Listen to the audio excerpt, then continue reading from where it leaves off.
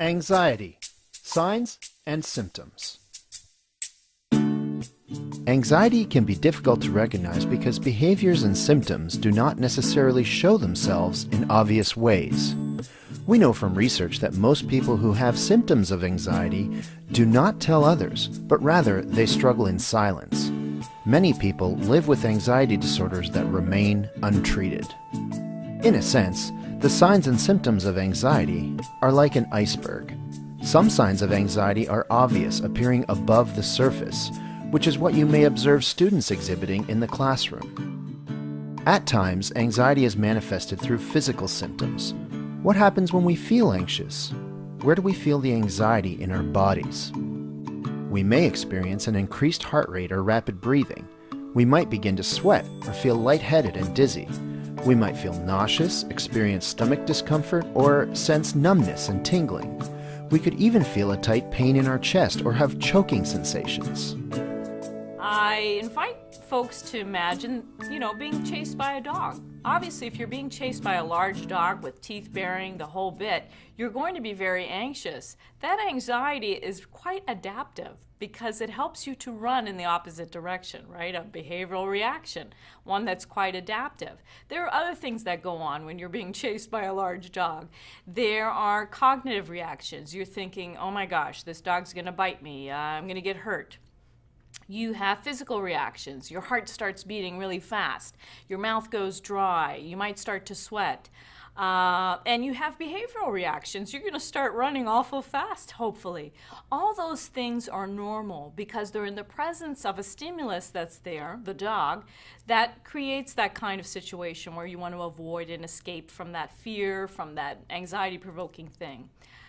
Now, imagine that kind of situation we're at play, where there is no stimulus. There is no dog chasing you with large teeth and bearing down on you, but you're having that anxiety reaction, full-blown, full-on. That's inappropriate. That's problematic. That could get in the way of a lot of things, of social interactions, of learning, of life in general. And I ask folks to imagine what it would be like to have that reaction for most of the day. Pretty exhausting and pretty debilitating. It's important to know that anxiety is not dangerous. Although it feels uncomfortable, it is not harmful.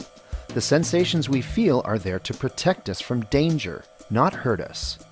Also, anxiety doesn't last forever, but while we're anxious, it feels like it might. However, these feelings are temporary and will eventually decrease. So the purpose of anxiety actually is to keep us safe and to keep us stressed enough that we make good choices and we make safe choices. So if you're not anxious, you're going to run across the street. If you're not anxious, you're not going to hand things in.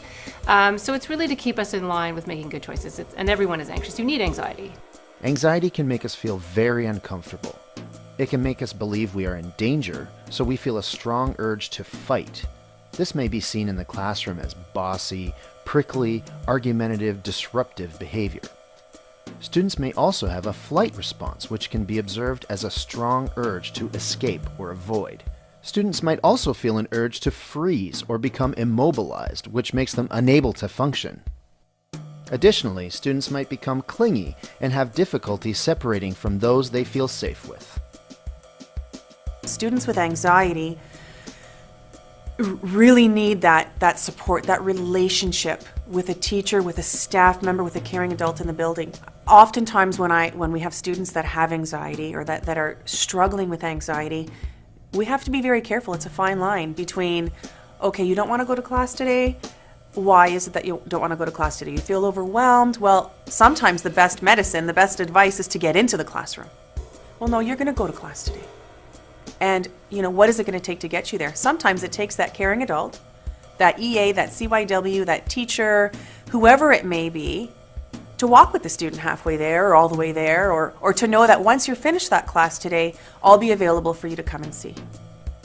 As we've learned, some of the signs of anxiety are obvious and appear above the surface, which is what teachers may see at school. But this is just the tip of the iceberg. Many issues related to anxiety are not visible, and it's important to be curious about what lies below the surface. Anxiety affects how we think and feel. Anxious thoughts typically involve a fear of something bad happening in the near or distant future. Students might worry about something negative or catastrophic happening. They may have difficulty concentrating or develop extremely negative thinking about their abilities and competencies.